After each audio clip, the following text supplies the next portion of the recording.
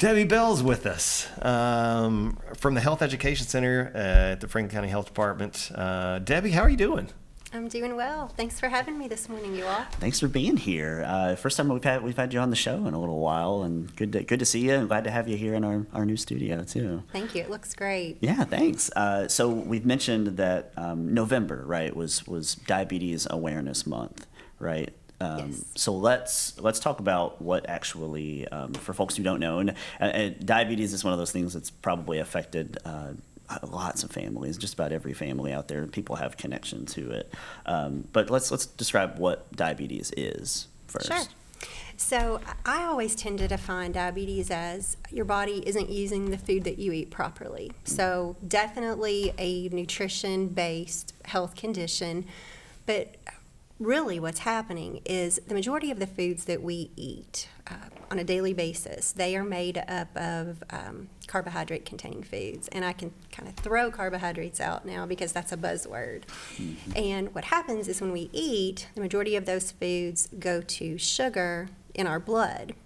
Well, once that sugar hits our blood, our pancreas, an organ we have in our body, it makes and releases insulin. And then that insulin connects with, hopefully, all that sugar that's in the blood, and it takes it to all the millions of cells that we have in our body.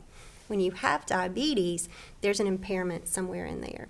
Either we're not making enough insulin, or the insulin that we're making isn't doing what it's supposed to do. Our body isn't recognizing it well. And insulin is so essential because it really behaves like a key that unlocks cell doors, all these millions of cells, in order to let the sugar into the cells, feed the cells. So it can be very tricky for individuals. And diabetes, correct me if I'm wrong, it is genetic, or is it's something that just sort of can develop in just about anybody, right? So it can develop in just about anybody, but there are certain risk factors that make people more prone to the development of diabetes, and heredity or your genetics are definitely high on that list. Right, yeah. Well, we've mentioned diabetes, and also a word that's out there as well is pre-diabetes, right? What are the differences there? Okay, so it's a great question. And the difference is with pre-diabetes, and really that's a term we've just started using in the last probably decade. Mm-hmm. But what happens with pre-diabetes is the blood sugar, that I just talked about that is high in people who have diabetes. With pre-diabetes, there is an elevation, but it is not high enough to diagnose someone with diabetes. So, those are tools. That's how we know individuals have diabetes. We're testing your blood. There's a couple of different tests that can take place when you go to your healthcare provider. And if your blood sugar is within a particular number, if it's over a particular number, that just happens to be 126. If it's a fasting, blood sugar test. But with prediabetes, it's not over that 126, but it's also not within those normal limits, which is below 100. So it's kind of that gray area that we know something is going on. Yeah. Now, I will tell you that gray area is where I like to jump in, because just because someone has prediabetes, it doesn't mean they're going to go forward to develop full-blown type 2 diabetes. It's not like set in yet. There's still work that can be done to kind of reverse that. Yeah, and that's where, really the opportunity to begin talking about prevention jumps in. Like, how can we stop it, or at least delay it a few years? So if you are diagnosed with type 2, and this is just a me question, like if you are diagnosed with type 2 diabetes, is that pretty much you're on that path, or you can kind of work backwards, like, and try to mitigate that as much as possible, I guess? So diabetes is a chronic condition, or what we say a long-lasting condition. Right. Currently, and I say currently meaning in 2023, there is no cure for diabetes. I have to state that because there's a lot of information out there that says, your diabetes has been cured, or, you're in, it's been reversed. And really the language that they're using there simply means that that person has been working hard and they've been addressing some self-management techniques to decrease the complications that could arise from it. So their blood sugar levels are under control, as if they didn't have diabetes any longer, and that's where we want our individuals with diabetes to be. But we also have to keep in mind there is that kind of that umbrella that hangs over them that says, if we don't continue on that path of control, we can revert back to those high levels again, and those risks that of those complications from diabetes. So what kind of symptoms do folks usually see if they've been diagnosed with diabetes type 2? Sure. So probably one of the most popular ones is urinating more frequently. And oftentimes that is through the night. It's the number one symptom that takes individuals to the doctor with a complaint to initiate like the blood draws and so forth for that diagnosis. Along with that, you're going to have extreme thirst, dry skin. Now, what is interesting about those is they all kind of go together, because if you're urinating a lot, you're dehydrating yourself almost. Well, that can be present at the, at the skin level, with those dry skin, very tired, because when you have diabetes or you go in for that diagnosis, oftentimes your blood sugar levels are really high. Well, when those blood sugar levels are really high, one of the ways I explain this is your blood's a little bit thicker. So if your blood's a little bit thicker and it is pumping through some super tiny vessels throughout your whole body, it's more work on your heart to get that blood moving. What are some statistics, right? We've mentioned, I mean, we already know folks can tune in just about any news broadcast out there and talk about diabetes, how it's affected so many people. But what are some sort of statistics that you have? So right now, with diabetes in general, there are about 38 million people that have diabetes. Yeah. Now, saying that number, it's really interesting to think that about 8.7 million of those people have no clue they have diabetes. So they're what we refer to as undiagnosed. Okay. I was going back to those symptoms that I just talked about. Oftentimes, people can be dealing with diabetes for a year or longer before they even know that they have the condition. So that's why we have to account for the people that have not yet been diagnosed. Right. As far as prediabetes is concerned, because we've mentioned that one, this number is a little bit more alarming, because you've got about 97.6 million people that are with in that prediabetes. gray area. Exactly. Yeah. Yeah. We used to refer to it as borderline diabetes. Yeah. But when you say borderline, that still gives someone that impression that, I'm getting close, I don't really need to be worried about it. But that is, again, just that prime area that, someone can really make a difference in their overall health by doing just a couple of things, addressing just a couple of things. And I think I probably agree with you all that maybe reclassifying that as pre-diabetes makes it a little more alarming, right? Like, you got to actually do some, like, there's diabetes in the word instead of borderline, because a lot of things can be considered borderline, but Absolutely. But there's some things, Zach, that can't be considered borderline. And the way that we kind of look at talking about borderline diabetes, I've heard educators refer to it as a person with a pregnancy. You don't have a borderline pregnancy. You're either pregnant or you're not. So with diabetes, you're either, you know what I'm saying? Yeah, it's just absolutely. there's not that, that gray area. So we did mention that November was Diabetes Awareness Month, and this year's theme was "It takes all of us to end diabetes." Right. So tell us a little bit about that message. Sure. So I really love that message, because what it does, from a healthcare provider standpoint, all healthcare providers have a role in addressing a patient or a client as a whole person. So let's take, for example, well, my husband's a dentist, right? Well, he has a very unique opportunity to see clients that, and, he's looking in in their mouth, and what we know is that dental health, when you have high blood sugar levels, that can definitely affect your oral health. So you wouldn't think, normally or traditionally as a referral for, let's say, for example, diabetes education, because we know education is important in all aspects of our healthcare, our life in general.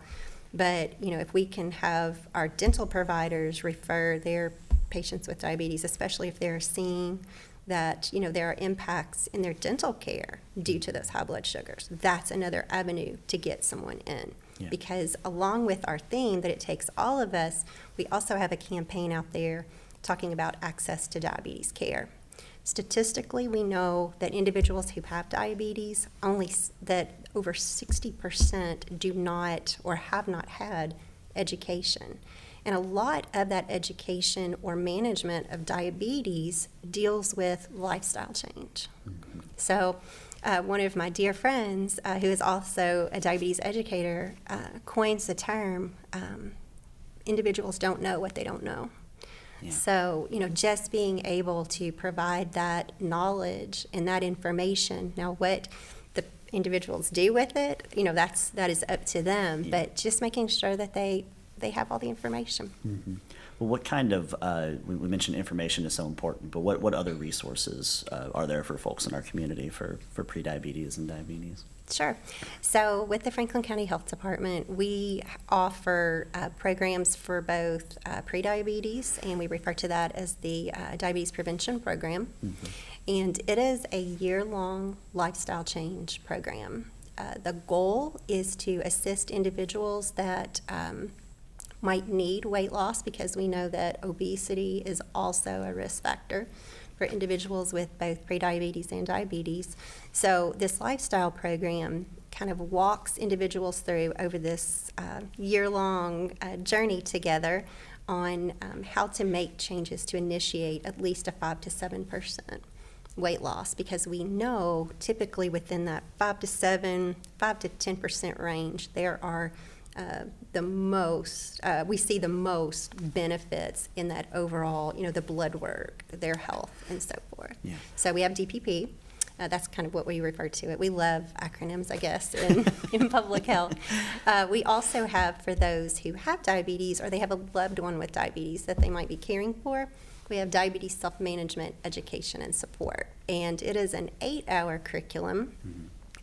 And it deals with some of the different activities that we can be doing throughout our day to help take control of our diabetes. So we talk about healthy coping.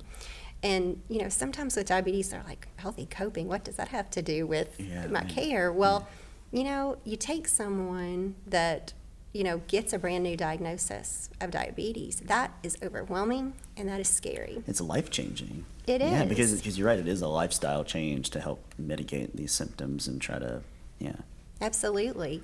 We talk about the importance of taking your medication as it's prescribed. We talk about nutrition, and, that's a touchy topic for people, especially with us sitting here at the end of November and Christmas coming. This, our eating holiday started at the end of October, right? And it's going to run through the first of the year. But, just making sure people understand, which foods have the potential to impact their blood sugar levels, and, how we can make those favorite things that they like to eat fit. Yeah, and maybe moderation, and maybe making them a little healthier in some way. I'm cutting back on the sugar right now, but it's good to keep in mind for, especially if people that that might be think there's a chance that whether it's in their family or whatever, but it's not just cutting way back on the ice cream like I need to do, but like you said, breads, everything has There's all so those much hidden sugar. Yeah, you're right. Like even people wouldn't think about it, but they reach for the Heinz bottle at Kroger, and it's got 14 or 20 grams of sugar in it, and they don't think about it because sugar is in so many. It's of not the just things your we eat. desserts. Yeah, it is, and that's part of that learning that can take place in those diabetes self-management classes. I will also say that those programs that we offer through the health department, they are totally free. Yeah, that's amazing. Yeah, so I just, I highly encouraged kind of going back to that theme for November, making sure that, we are connecting people with those resources so that they can have that opportunity to, to live that healthy lifestyle. Well, and so you sent us some contact info as well for folks to be able to reach out if they're interested. I think we've got that flyer that we can show for folks. Yeah, to give them some more information. It's got Debbie's phone number and email address as well, and then also they can go to fchd.org, right? Yes, absolutely. We have information on connecting us back to the diabetes resources. And, you know, I don't talk about COVID very much anymore. I think that's the goodness. last thing I was Thank talking We used about. to when I- every week back in yeah, that was the last thing I think I was talking about Yeah, when I was probably, here. yeah. I was- But, yeah.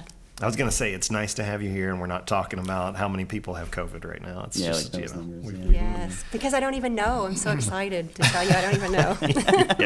yeah. We actually have a comment on Facebook. Leslie Smith says Debbie's diabetes cooking classes are great and so informative. Oh gosh, thank you. That's you know, right now we are in a transition time with our public health center building. We've closed that building down on the East West Connector, and it's going under a renovation. So, what I will say, these classes that are available in the community.